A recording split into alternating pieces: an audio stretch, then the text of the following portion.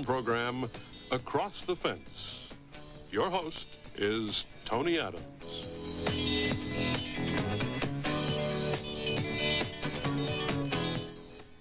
And today on Across the Fence, something a little different, although the focus will be on the state of Vermont. It's on a book written by Stephen Morris titled The King of Vermont. He's the author of a thing called Beyond Vermont, which took us to Upper Granville, Vermont, and talked about characters or people, real Vermonters, but well, the author's with us today. His name is Stephen Morris. He's from West Brookfield, Vermont. Welcome to the program. Tell us, the series, which started with Beyond Yonder, and now we have the second one, King of Vermont, deals with people in Vermont. What sort of characters did you try to work into it? Well, I tried to stay away from the cliched Vermonters, and instead look at what I see are the real people who live up here and who have their own personalities. Mm-hmm.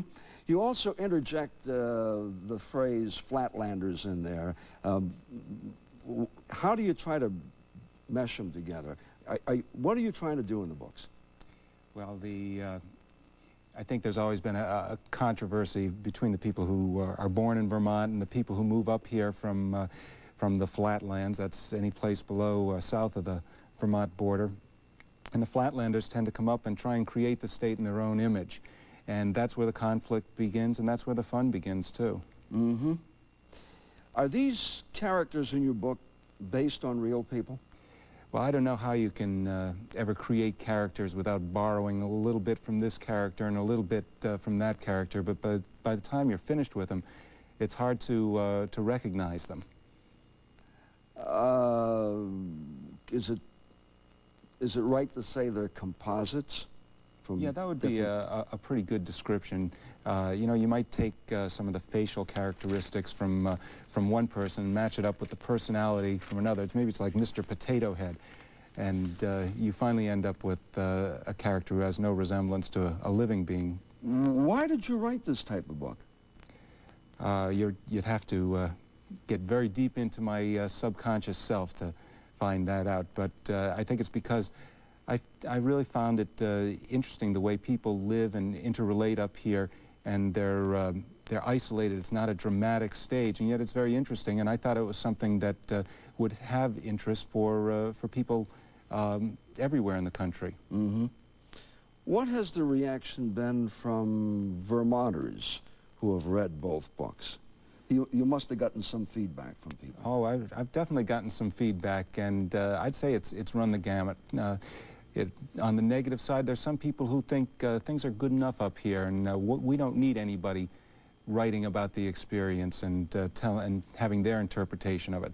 There are other people who are very flattered because they see themselves in the book, whether or not they're really the characters in the book. Do some people feel perhaps that you might in some way be trying to put Vermonters down? I don't think so. I think that by and large what I've gotten are people who are Vermonters thinking I'm putting Flatlanders down, and Flatlanders thinking I'm putting Vermonters down.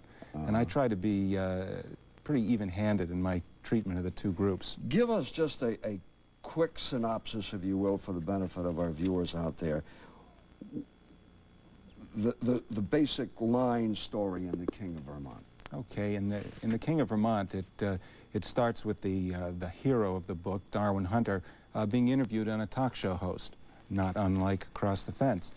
And he is provoked during that interview to declare his candidacy for the state senate in almost a joking way. He didn't want to do it, really? No, he was just trying to be a wise guy, to tell the truth. And he makes these rash statements about being running for the King of Vermont. Mm-hmm. But gradually, as he goes on, he becomes more and more serious about this candidacy and finally ends up legitimately wanting to serve in the state senate. Mm-hmm. Total disclosure, he talks about giving everything revealing everything about his past.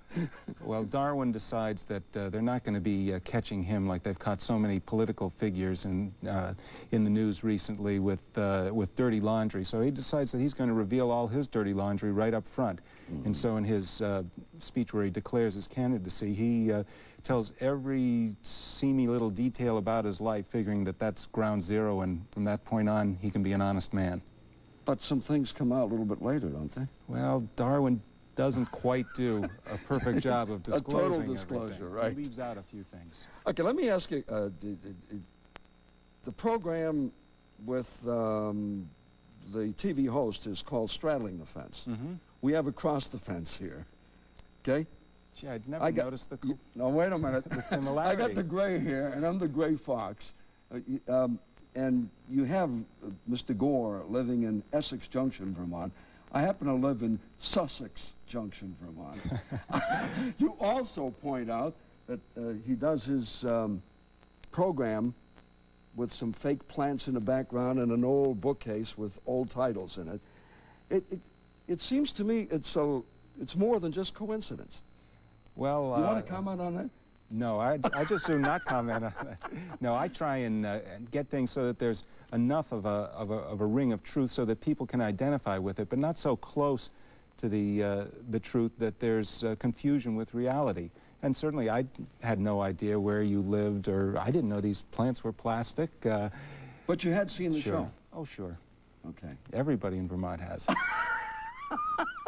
So, it's not based on Across the Fence, but it's pretty close, because you got Straddling the Fence, you got the gray fox, you got the plants in the bookcase, and you got the gray, me living in Sussex Junction, Vermont. But you said you didn't know that. I didn't know that. Okay. What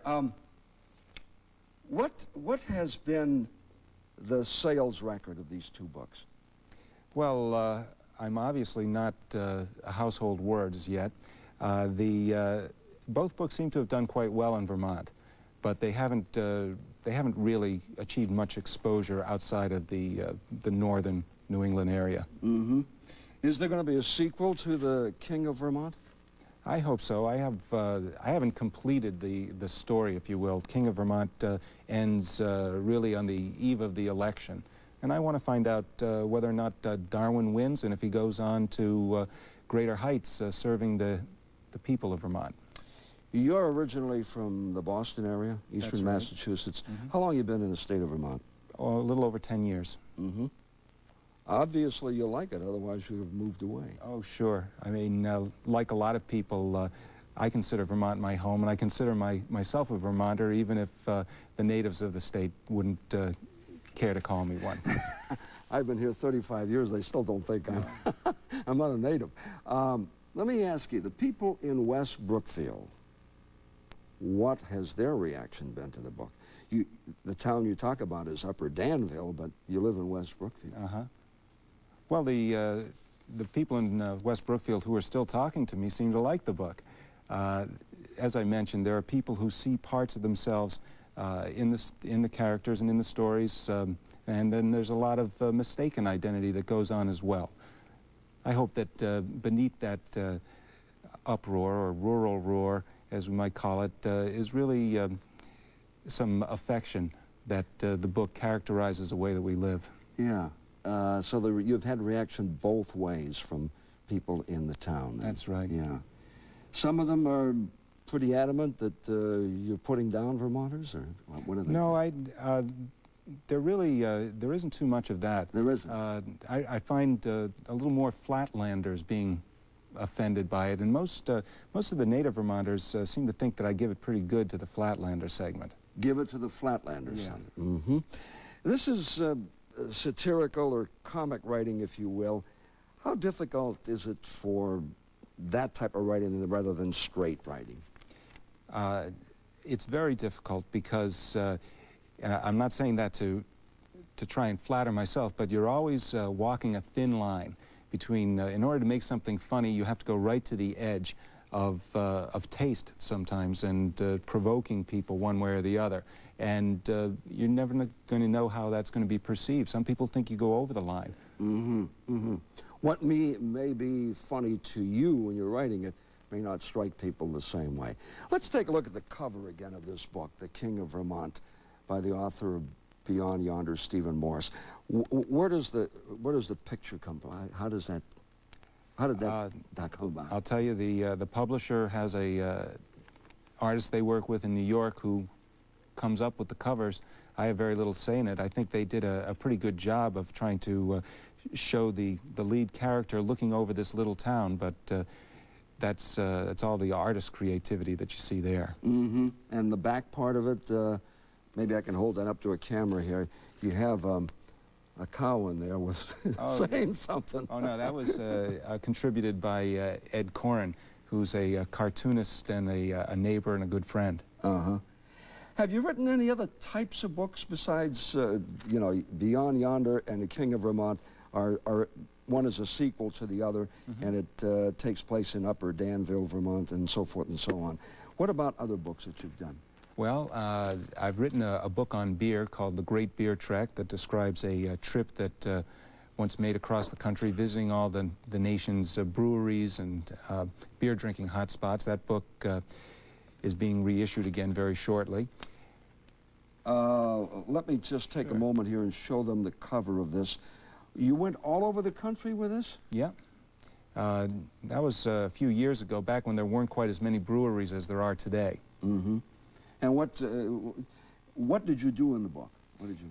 Well, really try to learn about America through the eyes of a beer drinker, and tried to create a portrait of the country through its beers. What did you come up with as a final conclusion? Besides a hangover.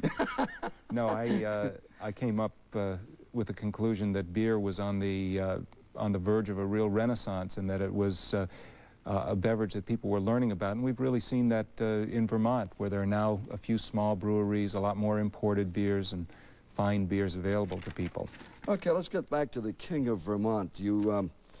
You have a number of characters in here. Darwin Hunter is the Flatlander, huh? He came up. That's right. And he's been forced to run for office, or forced into announcing he was going to run for office. And you have other characters in it. How do you go about weaving them together? What are you trying to do? Well, you try to come up with a hook for the character and a reason for them being in the story. And then a lot of it is letting them take off, asking yourself, well, what would this person do in this situation? What would be consistent? And of course, you say you take a little bit of this and a little bit of that to make your character come to life. Do you think you've succeeded? Well, I do. Of course, I wouldn't have the most impartial view on that, but the characters live in my mind, and that's why I want to do a third book on it. I want to see where they go from here. Have you started on it yet? Oh, yeah. Uh-huh. And Riley Gore's in this book, too. The Gray Fox, you mean, who has a television show? That's right. Got bigger and better things. And when is that going to be done? Oh, it'll probably be done in about a year. How long does it take you to write a book like that? I can write them pretty fast, but what takes time is for the publisher to get the typesetting and the production all taken care of. This one, the hardback, which is the first hardback, The King of Vermont, is published by William Morrow and Company in New York. You went from the paperback to the hardback. Has this created any bigger selling figures for you than the other one? Or?